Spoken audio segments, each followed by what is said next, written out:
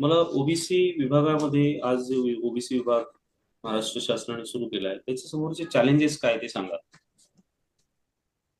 अ, sir, OBC विभाग जो आहे तर तो नुकताच म्हणजे 2017लाच हा एक स्वतंत्र विभाग म्हणून त्याची स्थापना झालेली आहे.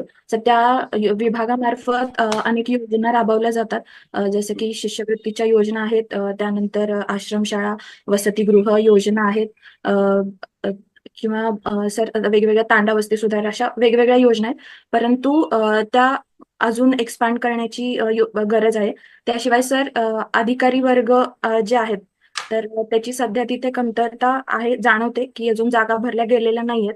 तर त्यामुळे योजनाचं इम्प्लिमेंटेशन करत असताना तितक्या त्या प्रभावीपणे केल्या जात नाहीयेत. तर ती एक याच्यावर समोरचं चॅलेंजेस आहे. आणि सर, सर, सुरुवातच आता झाल्यामुळे सर, याच्यासाठी अजून काय काय करता येईल